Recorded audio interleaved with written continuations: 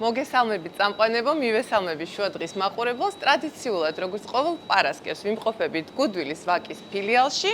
დღეს ძალიან გემრიელ ლაზანიას მოვამზადებთ, ხორცი მოვიმარაგე, ყველა საჭირო პროდუქტი მოვიმარაგე და ჩემი სტუმარი უკვე სამზარეულოში მელოდება, ასე რომ გადავინაცვლოთ.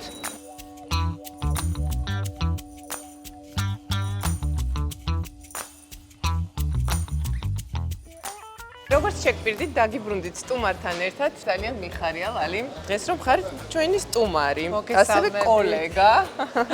მე ძალიან მიხარია ნამდვილად ყოველთვის სტუმრობა თქვენთან და პირადად შენს უგემრიელეს ბლოგში. ჩვენ დღეს ვამზადებთ საკმაოდ ისეთ ვერ ვიტყოდი რომ ძალიან სწრაფად ან მარტივად მოსამზადებელ კერძს, მოვამზადებთ იტალიურ ლაზანიას, რომლისთვისაც გამოვიყენებთ, რა თქმა უნდა, დიმარტინოს ფირფიტებს და იცით რომ დიმარტინო არის ნამდვილი იტალიური პასტა, რომელსაც აქვს მრავალფეროვანი ასორტიმენტი, მათ შეფუთვაზე ზრუნავს თავად დოლჩე და გაბანა.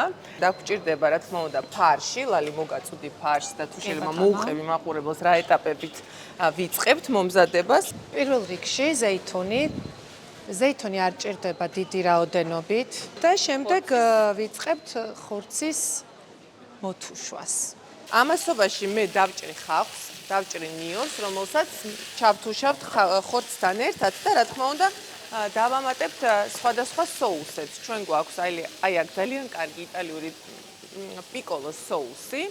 საკმაოდ მრავალფეროვანი ასორტიმენტით ეს ბრენდი წარმოდგენილი გუდვილში და ჩვენ გვაქვს ასევე პიკოლოს ბოლონეზის соуსი, რომელიც არის მზად და ძალიან არომატული და შემდეგ შევმაზავთ ჩვენს ფარშს ამ ტომს ორნაირი ტომატით და დავიწყებთ მერე უკვე ნელ-ნელა აწყობას. соусისთვის ეს არის ბეშამელის соуსი. ვიწყებთ პირველ რიგში კარაქი უნდა გავადნოთ. 100 გრამი, ნუ აქ 125-ია, სრულიად საკმარისია.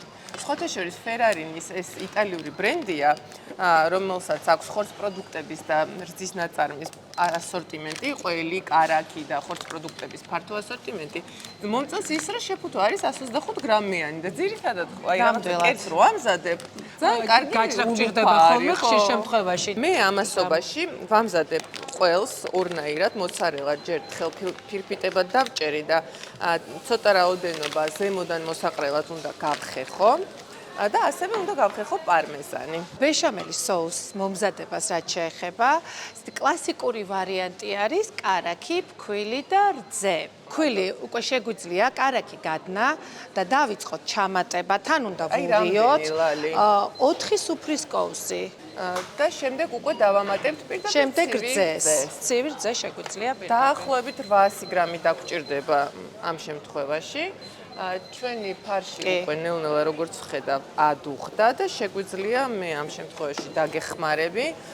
ხახვი ჩავუმატოთ, ხო? კი. ხახვი ჩავყრი და ხახვი დავჭერი ცოტა ლალისგან შორს და რატომ? და თუ რატომ? აუცილებლად უნდა მოვყვე ეს ამბავი. კი, მოვყევი, ძალიან საინტერესოა. მაგრამ მე მგონია რომ ხახვის დაჭრის პრობლემა თითქმის ყველა დიასახლის აქვს, თუმცა მეტნაკლებად ალბათ მე მართლა ძალიან ვტირი ხოლმე, როდესაც ვჭრი ხახვის. ამიტომ ბევრი ვიფიქრე თუ ცოტა ვიფიქრე. რა გამოსავალს მიაგენი? ყველანაირი მეთოდი ვცადე, რაც კი არსებობდა და მივხვდი რომ არ უნდა, აი თვალი უნდა შევფუთო, შემეფუთო უნდა ჩემი თვალები და გადავწყვიტე გამოსავალი სათხილამური სათვალე. წარმოვიდგენია სამზარეულოში როგორ გამოიყურები სათხილამური. სხვათა შორის სულ ეცინება ჩემი ოჯახის წევრები რომ შემოდიან და მე ამ თხილამური სათვალით ვდგავარ, ყოველთვის რაღაცა მართლა ღიმილს იწვევს ხოლმე, თუმცა მე ძალიან კომფორტულად ვარ, იმიტომ რომ თვალი აღარ მეწვის. დანას უნდა წაუსვა ცოტა ზეთი.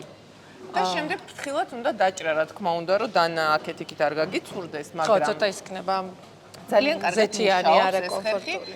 პრინციპში შეიძლება ითქვას, რომ პირდაპირ ეთერში რამდენჯერაც ხახვი დამიჭრია, ყოველთვის ვიყენებ ამ ხერხს. ხოთი შორის საინტერესოა, არ მიცდი არასდროს ზეთით. ყველა სხვა მეთოდი გამოყენებული მაქვს მაგის გარდა, მაგრამ ვცდი. შეგვიძლია ახლა დავიწყოთ რძის ჩამატება. უკვე არა. კი.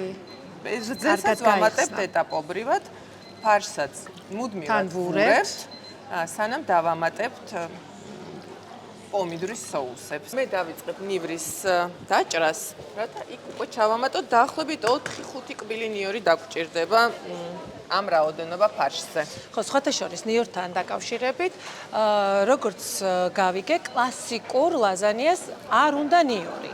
თუმცა იმდენად ისეთი კარგი გემოვნური თვისებები აქვს და ყველას ძალიან გვიყვარს და მეც პირადად ძალიან მომწონს ნიორთან ერთად, რა თქმა უნდა, ამას კი ნამდვილად გემოებს. თუმცა რაღაცნაირად კლასიკურში არ გამოიყენებოდა თურმე ოდითგან. ნეაპოლი არის, ხო, ითვლება სამშობლოდ ლაზანიასი და თითქოს ესეთის არის ისტორია თქმულება, რომ როდესაც მორჩად იასახლისებს პასტა, ცოტა ესე ვთქვათ, მე ამ პასტით დაამატეს რაგუ, ხორცი და ესეთი მორჩენილი ინგრედიენტებით მე გამოვიდა ესეთი უგემრიელესი კერძი ლაზანია და შეიქმნა შუა საუკუნეებში სხვათა შორის. ჩვენი ბეშამელიც როგორც ვხედავ შესქელდა. ცოტა შესქელდა, მაგრამ კიდე უნდა ხო ჯერ. მოდი ახლა ნიორი დავამატოთ და შემდეგ უკვე შეგვიძლია რომ დავამატოთ პომიდორის соуსები და არა ერთი. соуსი როგორც ხედავთ, ცოტას გამოვიყენებთ სუფთა პომიდორს.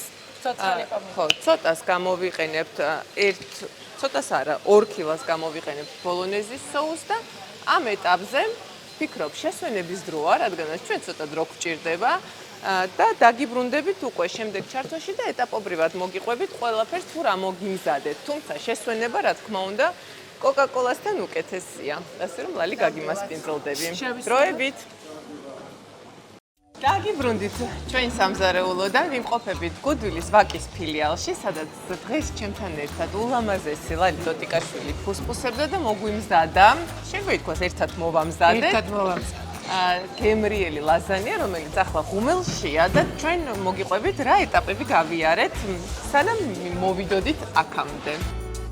პირველ რიგში, რა თქმა უნდა, გამოვიყენეთ საქონლის ფარში, მოვთუშეთ ხახვთან, ცოტა ნიორთან და ტომატის соуსთან ერთად და აქვე დავამატეთ ბოლონეზის соуსი, რადგანაც მასში არის უკვე ლორიც და სტაფილოც და დამატებით ამ ყველაფრის მომზადება აღარ დაგვჭირდა და დაახლოებით მინიმუმ 35 წუთი სჭირდება, რომ კარგად ჩაიშუშოს ხორცი ამ соуსში. თუმცა თუ 1 საათი გვაქვს და დაბალ ცეცხლზე დავაყოვნებთ, კიდევ უკეთესია. დავამატეთ ბაზილიკი, ორეგანო, მარილი, შეგვიძლია ცოტა წითელი წიწაკაც დავამატოთ, თუმცა ჩვენ ამ შემთხვევაში არ გამოგვიყენებია. ბეშამელის соуს რაც შეეხება, გავადნით კარაქი, შემდეგ ნელ-ნელა გავუმატეთ ფქვილი და აუცილებელია რომ ფქვილის დამატების დროს სულ უნდა ხდებოდეს ხო მორევა. რადგანაც მივიღოთ ერთგვაროვანი მასა და იქ რო არ იყოს რაღაცა უფრო სქელი ჩანართები. შემდეგ დავუმატეთ რძე. უკვე როდესაც შესქელდება ჩვენი соуსი, მაშინ შეგვიძლია გამოვთოთ და დავამატეთ ცოტაოდენი მუსკატის კაკალი. და ასევე მარილი. ასევე მარილიც. ვაწყობთ უკვე ძალიან მარტივად, ფენებით ვალაგებთ ჯერ სხვათა შორის ხო რაც შეეხება ლაზანიას ფირფიტებს, ჩვენ გავაკეთეთ ფირფიტებით.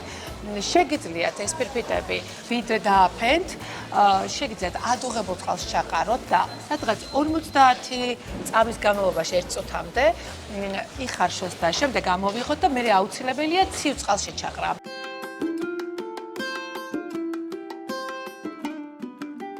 როდესაც ვამზადებთ მოუხარშავი და პირდაპირ ფირფიტებს ვალაგებთ, სასურველია რომ 1-10 წუთი დავაყოვნოთ უკვე აწყობილ მდგომარეობაში, რადგანაც აი ამ სითხეს შეისრუტავს, დარბილდება ჩვენი ფირფიტები და შემდეგ უკვე შევდგათ ღუმელში. ხო, იგივე соуსზე, ხო, რაგუზე, რაც მოვამზადეთ, შეგვიძლია ეს ყველაფერი მოვამზადოთ, ცალკე სტაფილო, ნიახურის ბოლქვები, პომიდორი, თუმცა ეს ყველაფერი გვაქვს უკვე соуსად, რაც გვიმარტივებს საქმიანობას, საჭმლის მომზადების პროცესს, ამიტომ აი ესე მარტივად გვირჩევნია რომ გამოვიყენოთ და ნაკლები დრო დავხარჯოთ და ნაკლებად დავიღალოთ. ვის აქვს დღეს დრო რომ 2 დღე ერთი საათი ამზადო, გამორიცხულია.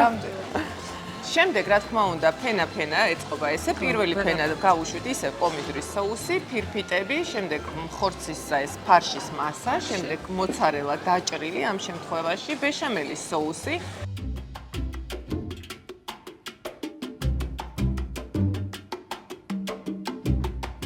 გახეხილი პარმეზანი და გამოვიყენეთ ფერარინის უკვე ჩემი საყვარელი ესეთი დაფქული შეიძლება ითქვას პარმეზანი, რომელიც არის ძალიან ფანკია.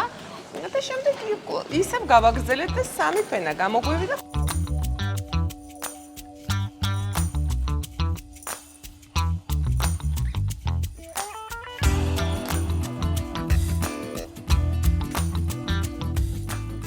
ზემოდან ბოლო ფენა არის უკვე გახეხილი მოცარელა, შევდგით ღუმელში და გადავაფარეთ ფოლგა, რომელსაც აუცილებლად ზეის თუნის ზეთი გადავუსვით, რათა მთელი ყველი არ მიიკრას და არ დარჩეს ფოლგაზე.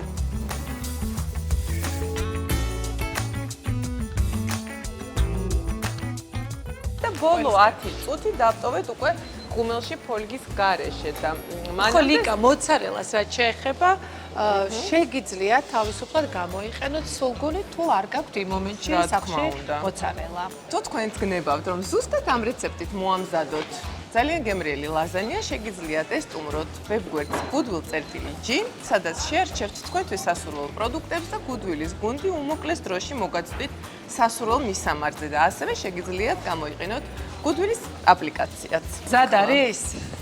კი. ვაუ, ლალი, ნახე, რა სილამაზეა. უკვე გამზადდა ჩვენი ლაზანია, შეპიწყინდა ძალიან ლამაზად და გემრიელად გამოიყურება და აი სურნელი ძალიან ცუდია რომ არ იგრძნობა თქვენთან. მალალი, ძალიან დიდი მადლობა შენ რომ გვესტუმრე და დაგვეხმარე ულამაზესი ლაზანიას მომზადებაში და ყველა კერძს განსაკუთრებულად უხდება კოკა-კოლა. დიდი მადლობა ყურადღებისთვის. მომავალ პარასკევამდე გემშვიდობებით. ნახვამდის.